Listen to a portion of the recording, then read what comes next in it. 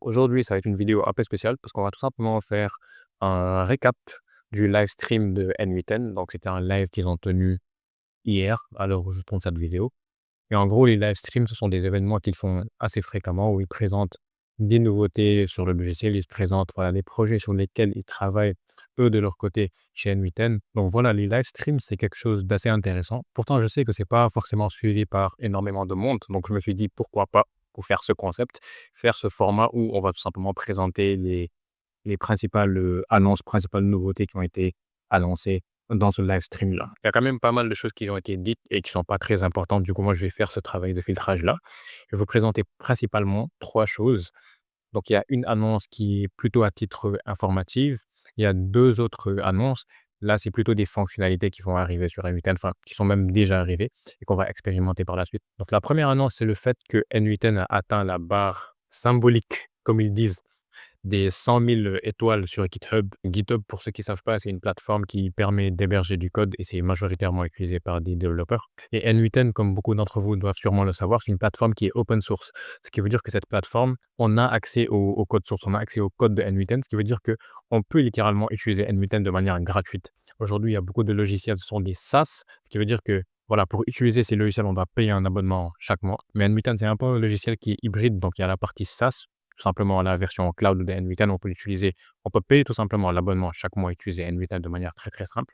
Mais on peut aussi auto-héberger N8N sur notre propre ordinateur et l'utiliser du coup de manière totalement gratuite. Et justement, la raison pour laquelle on peut auto-héberger N8N, c'est parce que le code de N8N, le code source de N8N, il est disponible. Et en l'occurrence, il est hébergé sur cette plateforme, donc GitHub. Et donc voilà, le fait que N8N ait pu recevoir 100 000 étoiles sur GitHub, c'est vraiment quelque chose d'énorme. Si je dis pas de bêtises, même je pense que c'est le top 1 projet GitHub, si je dis pas de bêtises. Et ça, c'est vraiment un très fort signal de reconnaissance pour le logiciel. Ça prouve vraiment que voilà, le logiciel, il est vraiment pas mal adopté dans la communauté et aussi par les développeurs, car comme je vous l'ai dit, GitHub, c'est une plateforme qui est majoritairement utilisée par des développeurs. Donc voilà, ils ont tenu à faire cette annonce parce que voilà, c'est c'est quand même une grosse étape. Donc, ils ont tenu à s'auto-congratuler. C'est comme si moi, demain, j'atteignais 100 000 abonnés sur YouTube. Voilà, ça change rien en soi de passer de 99 999 à 100 000.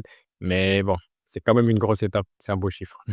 La deuxième fonctionnalité, et vous inquiétez pas, les 2 autres, ça va être beaucoup plus intéressant.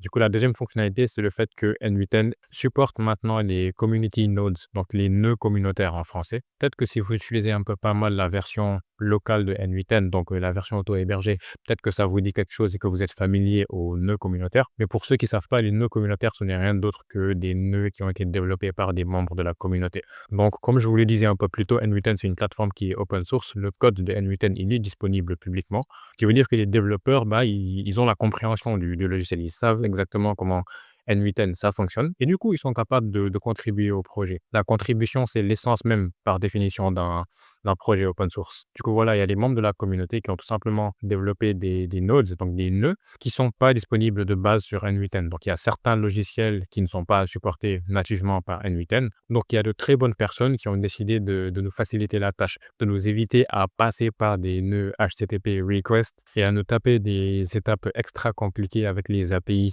du logiciel en question.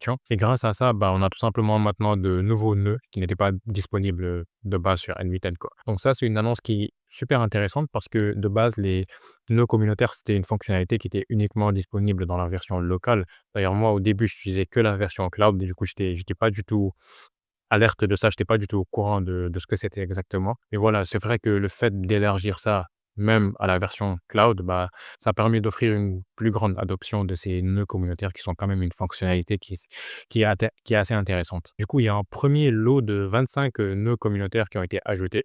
Par la suite, d'après ce qu'ils ont dit, bah, il y en aura d'autres qui vont être ajoutés au fur et à mesure. Mais du coup, ce que je vous propose, c'est de tout de suite en tester quelques-uns et vous montrer comment vous pouvez directement avoir accès à cette nouvelle fonctionnalité sur la version cloud. Donc là, je me suis tout simplement mis dans un nouveau workflow N8N. Donc, comme je vous le disais, les nœuds communautaires, bah, en gros, c'est des nœuds, quoi. C'est rien d'autre que des nœuds, tout comme tous les nœuds que vous pouvez voir ici. Le truc, c'est que les nœuds communautaires ne sont accessibles qu'à partir d'une certaine version de N8N. Donc là, si je vais dans l'article d'annonce, que je vous mettrai d'ailleurs en description, on peut voir qu'ils nous disent que pour accéder à ces nodes, nous devons nous assurer d'avoir la version 1.94.0 ou une version ultérieure. Donc, où est-ce qu'on va aller vérifier notre version sur N8N? Je vais enregistrer ce workflow. C'est dans le panneau d'administration. Donc ici, dans la barre de gauche, on va cliquer sur Admin Panel. Ça va nous rediriger du coup vers ce panneau, ce dashboard-là. Ensuite, je vais cliquer ici sur le bouton Paramètres. Et là, je pourrais checker ma version de N8N, comme vous pouvez le voir ici. Là, si je clique là, on peut voir que ma version, c'est 1.95.3. Sauf qu'à la base, je pense que c'était moins. Avant de faire la vidéo, j'ai mis à jour mon instance. Bref, vous devez vous assurer d'avoir au moins 1.94.0. Donc, si vous avez moins que ça, par exemple 1.93, bah, assurez-vous de mettre à jour votre version. Donc, vous pouvez venir ici et cliquer sur la version où il y a écrit Latest Stable. Donc, c'est la dernière version la plus stable. Il se peut qu'au moment où vous regardez cette vidéo, bah, que N8N ait déjà fait une autre mise à jour parce que ça arrive assez souvent. Donc, vous n'allez pas forcément voir 1.95.3 comme moi. Mais voilà, assurez-vous de prendre la version la dernière version stable, la latest stable. Donc, vous cliquez sur ça. Vous allez enregistrer les modifications. Bon, moi, je ne peux pas le faire. Il m'empêche de le faire justement parce que j'ai fait aucune modification. Mais si vous avez changé votre version, vous pourrez faire la modification. Ensuite, comme vous pouvez le voir ici, il y aura un bouton sur les community nodes qui vont s'afficher. Donc, comme ils nous le disent, c'est en version bêta. Donc, vous allez tout simplement l'activer, hein, ou vous l'activez et vous sauvegardez vos changements. Ensuite, vous allez pouvoir venir ici cliquer sur Dashboard et normalement, si jamais vous avez fait les modifications, il vous faudra certainement attendre quelques secondes, donc peut-être une trentaine de secondes, le temps que votre instance N8N se mette à jour et ensuite vous pourrez à nouveau avoir accès à votre N8N en cliquant ici sur Open. Du coup, pour pouvoir utiliser ces nodes-là, vous allez tout simplement vouloir ajouter un nouveau node. Donc, si je rentre ici sur On-App Event, si je descends un tout petit peu, vous allez voir qu'il y aura certains nodes qui vont avoir ce petit badge, vous voyez? Donc si vous mettez la souris dessus, ça vous dit que ceci est un nœud officiel qui est maintenu par AI Scraper. Donc c'est un nœud communautaire de AI Scraper qui est maintenu par eux-mêmes. Donc voilà, pour distinguer les nœuds communautaires du reste des nœuds, vous avez tout simplement à détecter ce badge-là. Donc là encore, vous allez voir cette application-là, c'est un nœud communautaire. Donc nous, on va prendre par exemple Cert API. Parce que c'est un logiciel que je connais. Sur API, en gros, ça permet tout simplement de faire des recherches à partir de différents moteurs de recherche. Donc, vous allez comprendre là, si je clique sur Sort API, donc comme vous pouvez le voir, là, le petit badge veut dire que c'est un nœud communautaire. Là, vous allez tout simplement devoir l'installer, sinon vous n'allez pas pouvoir l'utiliser, vous voyez. Donc, je vais cliquer sur Install Node. Donc là, j'ai installé Sort API et je vais pouvoir y avoir accès. Et si vous voulez avoir la liste de tous les nœuds communautaires que vous avez déjà installés, je pense qu'il va falloir venir ici et aller dans les paramètres et là, dans la barre de gauche, vous allez voir Community Nodes. Donc, en bas, vous allez voir Community Nodes. Et là, il y aura tout simplement la liste de tous les Community Nodes que vous avez déjà installés. Donc, vous pouvez cliquer ici et le déinstaller si vous voulez ou aller vers la documentation. Donc, revenons à notre workflow. Je vais encore une fois prendre SERP API. Maintenant que je l'ai, bah, je vais pouvoir l'utiliser. Et SERP API, comme je vous ai dit, ça permet en gros de faire des recherches à partir de différents moteurs de recherche. Donc là, je peux faire des recherches à partir de Google Images, Google Flights, eBay, Google Maps, Google News, Google Trends. Donc voilà, à partir d'énormément de moteurs de recherche. Donc on va tester ce nœud communautaire SERP API avec un agent IA très très simple. D'ailleurs, je vais tout simplement refaire un agent IA qui avait été présenté du coup durant le live stream. Donc je vais le faire très rapidement et ensuite on va le tester pour prouver tout simplement que ça marche. A few moments later. Bon, finalement, j'ai commencé, mais je me suis dit que j'allais le faire finalement en direct à la caméra parce que ça me permettrait d'expliquer certains trucs. Donc là, on va tout simplement mettre un agent IA, quoi. Donc je vais supprimer, je vais retaper AI Agent. Donc voilà, ça me met ça comme ça, tac. Là, je vais choisir le modèle, tout simplement. Je vais prendre OpenAI GPT-4o mini. Ensuite, on va devoir rajouter un tool. Du coup, le tool en question, c'est SERP API. Donc là, quand on tape SERP API, vous pouvez voir qu'il y a deux choses qui se proposent à nous. Donc, le SERP API Official Tool. Donc là, vous pouvez voir ce symbole de la box. C'est tout simplement le nœud communautaire. Et celui-ci, c'est le SERP API qui était disponible de base. Mais celui-ci, vous allez voir qu'il est beaucoup moins garni que le nœud communautaire. Donc là, si je clique ici, on peut voir que voilà, il n'y a pas beaucoup d'options. Tout juste ça que ça me propose. Par contre, si je sélectionne l'autre SERP API, du coup le nœud communautaire, vous allez voir que voilà, je clique sur Add to Workflow. Là, j'ai accès à beaucoup plus de choses. Donc, au niveau des opérations, j'ai pas seulement accès à Google Search, j'ai accès à tous ces autres moteurs de recherche. Et puis voilà, j'ai une tonne d'autres paramètres. Alors que c'est pas du tout le cas sur le nœud qui était de base disponible sur SERP API, enfin sur N8N. Donc, l'ancien nœud, je vais le supprimer. Je vais tout simplement garder le nœud SERP API. Je vais le dupliquer. Je vais tout simplement le dupliquer 5 fois parce que je veux faire 5 actions différentes avec 5 moteurs de recherche différents pour montrer un tout petit peu comment ça marche. Donc là, je vais tout simplement les connecter un par un. OK, donc là, les nœuds, ils sont en rouge parce que je n'ai pas mis mes credentials. Donc là, je n'ai pas mis ma clé d'API comme il me le demande ici. Donc là, si je cherche dans la documentation de N8N, bah en fait, ça me dirige directement vers la documentation de SERP API. Du coup, je vais tout simplement cliquer sur Sign in en haut à gauche, je vais me connecter parce que de base, il y a un compte. Là, j'ai accès à ma clé d'API. Du coup, je vais juste la copier, revenir ici, la coller, enregistrer. Et là, je suis prêt à utiliser du coup mon API SERP API. Là, si je sors, normalement, ça devrait aller pour les d'autres nœuds. Donc là, je vais rentrer dans chacun d'eux, juste pour que ça arrête d'être rouge. Je suis un peu maniaque. Je vais donner un prompt à mon agent IA. Le but, ça va être que ce soit un agent spécialisé dans le voyage. Donc, son but, ça va être tout simplement d'être un agent de voyage sympathique, conçu pour guider les utilisateurs dans leur recherche et leur prise de décision, que ce soit pour des vacances ou un voyage d'affaires. Donc, je lui dis, aujourd'hui, je vais plutôt dire la date du jour et tac, tac, comme ceci. Donc, si je mets en expression, on peut voir que ça me met la date du jour et telle. Je vais même carrément lui donner la date dans un format plus normal. Je fais comme ça, année, mois, jour. Et si je descends, voilà, ça m'a mis 2025 06 04. OK. Donc, je vais renommer les différents nœuds pour que ce soit beaucoup plus parlant. Là, je vais mettre flights. Bon, ils avaient mis flights dans la version originale. Moi, je vais mettre vol. Donc, vol d'avion. Le deuxième nœud, je vais mettre Maps, Google Maps. Le troisième, je vais mettre direction. Donc lui, son but, ça va être de pouvoir me donner des directions, tout simplement. Voilà. Tu prends telle route, après voilà, tu peux prendre le bus pour aller de telle à telle, etc., etc. Le quatrième nœud, ça va être tout simplement Google Search. Donc, tout simplement Google normal, faire une recherche classique sur Google. Le cinquième nœud, ça va être Google Images. Donc voilà, on a Google Flights, Google Maps, Google Direction, Google Search et Google Images. Du coup, on va devoir setter nos différents tools. Donc, le premier tools pour les vols, euh, on va setter une description manuellement. Donc, je vais lui dire utilise ce tool pour chercher les informations les plus récentes sur les vols d'avion. Donc là, je fais vraiment aucun effort dans le prompt, mais voilà, le but, c'est juste que de vous expliquer ou plutôt de vous montrer que voilà, les nœuds communautaires, ils marchent, quoi. Du coup, là, dans l'opération, on va tout simplement chercher Google Flights et pour tous ces paramètres, on va cliquer sur ce bouton pour laisser l'IA le définir. Donc, notre agent IA, il va tout simplement remplir ces différentes cases en fonction de la requête qu'on aura donnée directement dans le chat.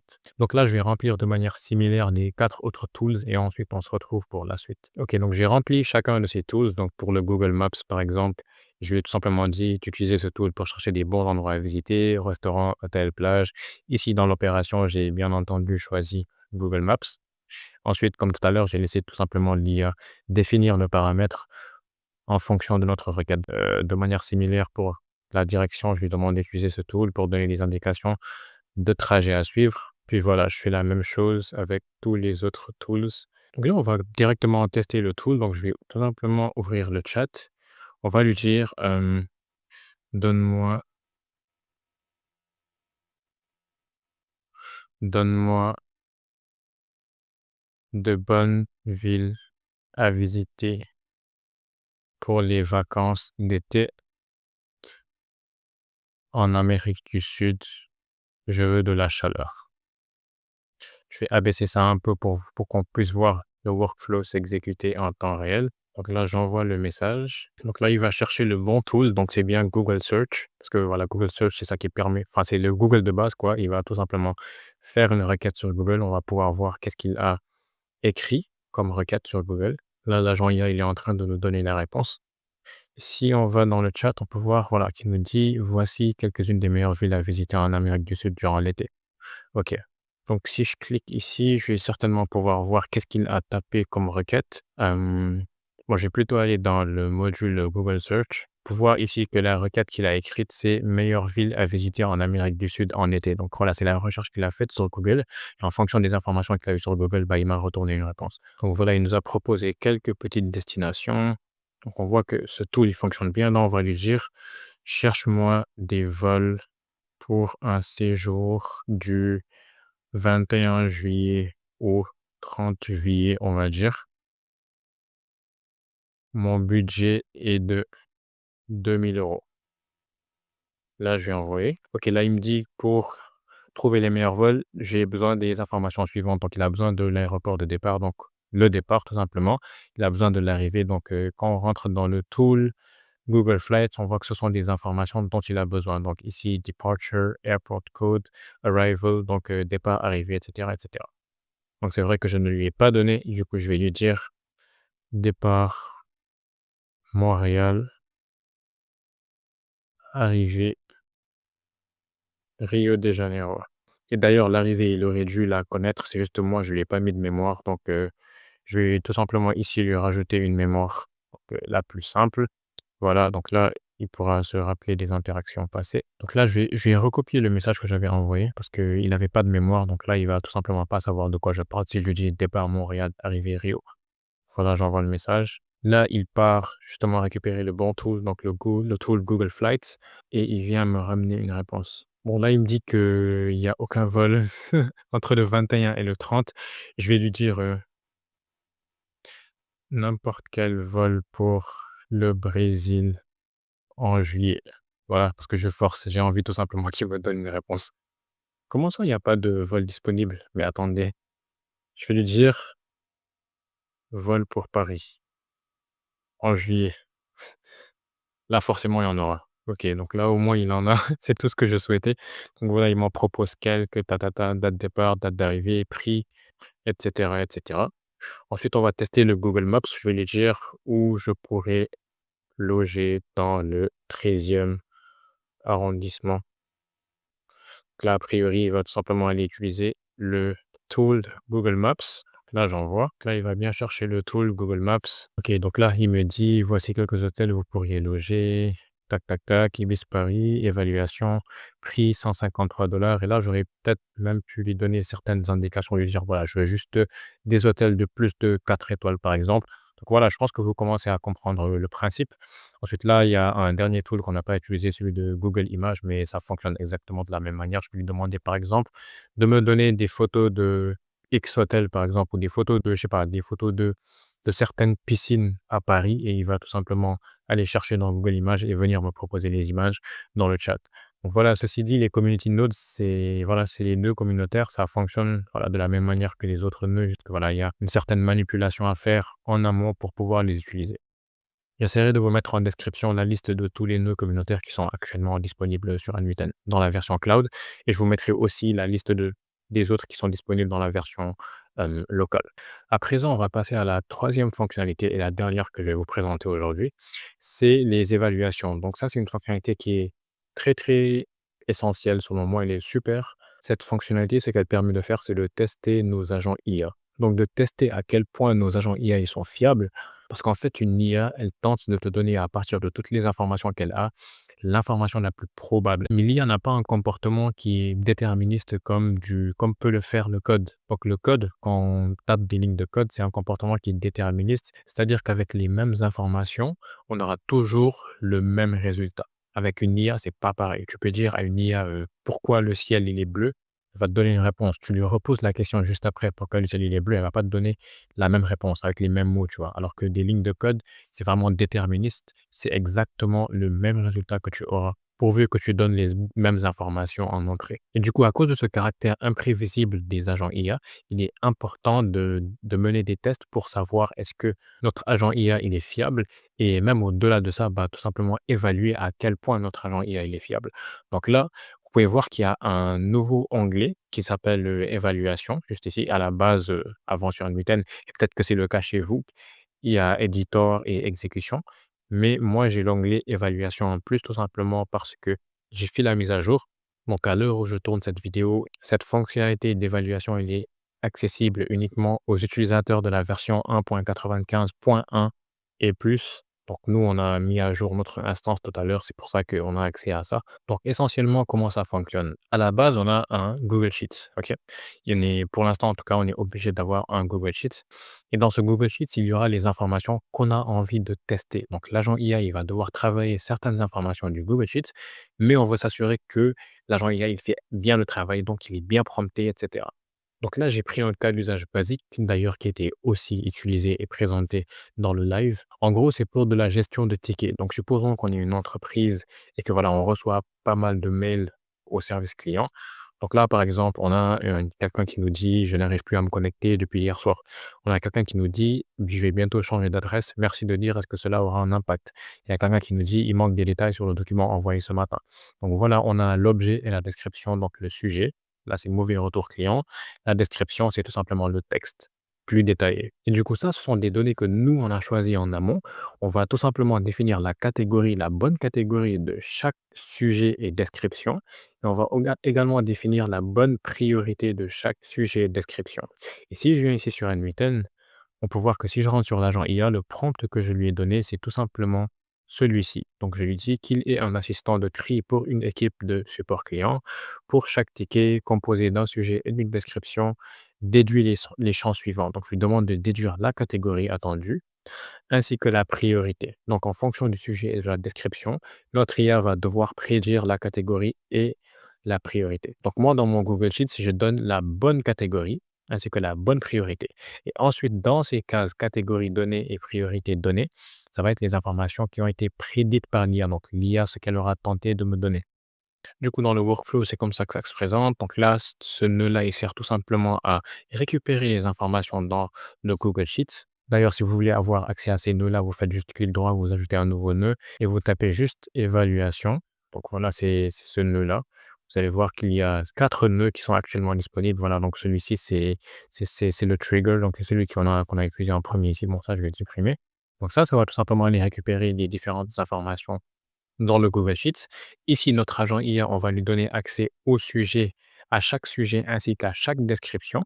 Il va devoir essayer de prédire pour chaque sujet description la catégorie et la priorité. Ensuite, le nœud suivant, il va servir tout simplement à mettre la prédiction de l'IA dans notre Google Sheets.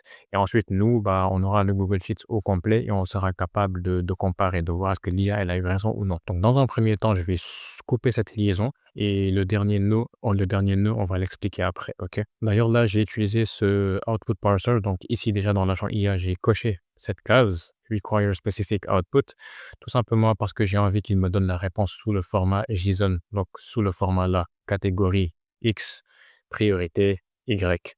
Donc voilà, je veux qu'il me donne la réponse sur ce format-là, je l'exige grâce à ce nœud-là. Donc là, je vais tout simplement cliquer sur execute workflow.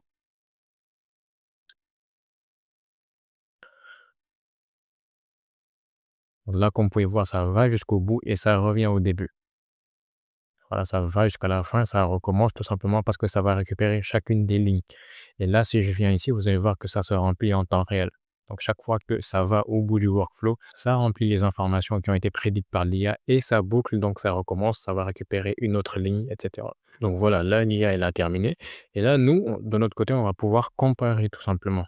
Ou peut-être que voilà, dans une situation réelle, on pourrait continuer l'automatisation et ici faire en sorte que grâce à un module Google Sheets, on va tout simplement comparer les différentes cases et voir celles où ça ne matche pas. Mais bon, dans le cadre de ce tutoriel, c'est pas le but, c'est juste de montrer la fonctionnalité bah, d'évaluation. Donc là, la première ligne, par exemple, pour voir que la bonne catégorie ainsi que la bonne priorité, c'est problème technique et priorité haute. Pour voir que l'IA, elle a donné exactement les bons résultats.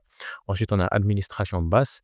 L'IA, elle a donné ça et moyenne. Donc là, l'IA, elle a faux. Ici, on a réclamation client moyenne. Elle a raison. Facturation moyenne, etc., etc. Donc, il y a certains endroits où l'IA, bah, elle a vrai, il y a certains endroits où l'IA, elle a faux.